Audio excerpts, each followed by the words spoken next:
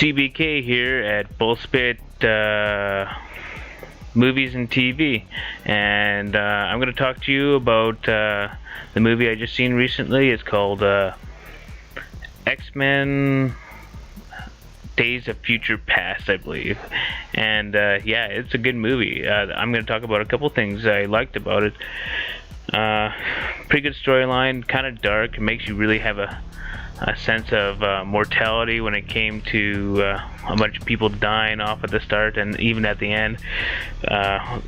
Basically, a whole bunch of X-Men are getting murdered over and over again because history keeps they keep going into loops basically to survive. But pretty much the whole X-Men team in the future is getting murdered off all the time, except a couple that go and change the past basically. So it's kind of interesting, kind of morbid for an X-Men movie, but that's actually good. I like that kind of thing. Another thing about this movie was it was just, I mean, there's tons of cameos. It was really good. Tons of characters and like the people that actually played them in the previous movies, like tons of cameos that showed up. I mean, there was not many people that you didn't care about or did care about that didn't make it to this movie. So it was pretty pleasing to watch that in that sense. And a couple new faces, obviously. Quicksilver is a big one. A lot of people are always talking about, and the only reason why they keep talking about Quicksilver is because he had a really cool part in the movie where it's in slow-mo time and he's going at regular speed, but everyone else is like completely frozen in time because he's extremely quick. He's like that chipmunk from or that what's it called, the squirrel from Over the Hedge or something like that, you know, Hammy or whatever, just running like crazy, but it's in real time, slow-mo. And yeah, it's actually pretty good because, you know, he happens to, you know, do some pretty amazing stuff while he's in the slow-mo, and he's all subtle and stuff like that. It's a really awesome artistic shot, and it's like a real show-off point in the movie for the kind of the graphics and stuff like that. And there was a lot of awesome graphics. The Sentinels were awesome too in this movie. If you don't know what the Sentinel is, they're big-ass robots that control the mutants and basically either enslave them or kill them if they resist. And in the original shows and comics, they were just really big robots, right? But in this one, they are a little more like the T-1000 kind of. They're pretty intimidating still, but it's a real different feel, you know. Like, but it's like I said, it's pretty decent looking. Like, they're pretty scary looking. The best thing I can say is they're like big T-1000s or some sort of creepy guardian of some sort. Like, they're pretty badass in this movie, and they kind of seem like they could pretty much kick anyone's ass. Like, you don't want to go up against these things with whatever power. Maybe if you're Superman or something like that, because Superman's badass. But even so, they would adapt to Superman probably. So different comic book universe, but whatever. Anyways, so the Sentinels, the characters, everyone loves Wolverine, so he's awesome. Whatever. The cameos. It was a pretty good action movie. I'll give you my score at the end of the show, but I'm going to talk about some of the things I didn't like about the show, or well, like the things that I don't like about most X-Men movies or Marvel movies. Is some things don't add up because of movie magic.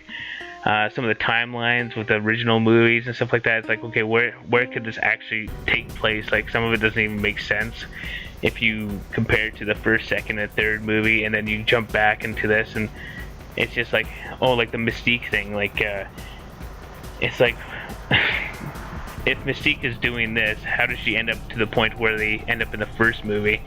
And same with Eric, like, if he supposedly is doing time for killing the president, and they never needed to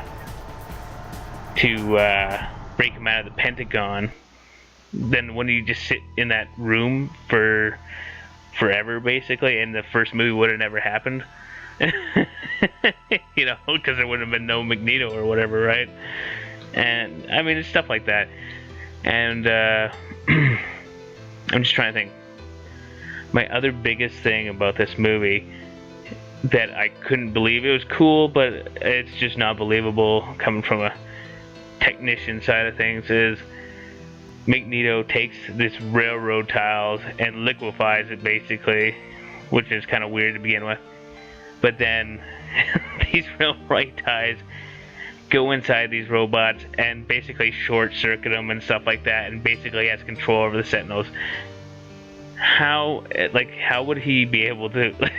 Like, that's just movie magic, man. Like, I mean, realistically, how could he even know what would possibly control the Sentinels to do certain things by shorting things out, like, without seeing what he's even touching? Like, it's just, it's a little sci-fi bogus. But, I mean, besides that, I mean, it was still cool that he had control of him. He was very powerful in this movie. And it kind of showed a side of Mystique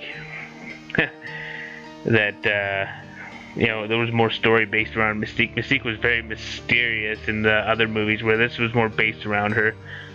Another thing that was kind of stupid is Eric, like, or Magneto in this movie. I mean, he's well, he is always stupid, but it's like, oh, well, you know what, she's gonna get us all killed, so I'm gonna kill my only, like, really big friend, Mystique, right now.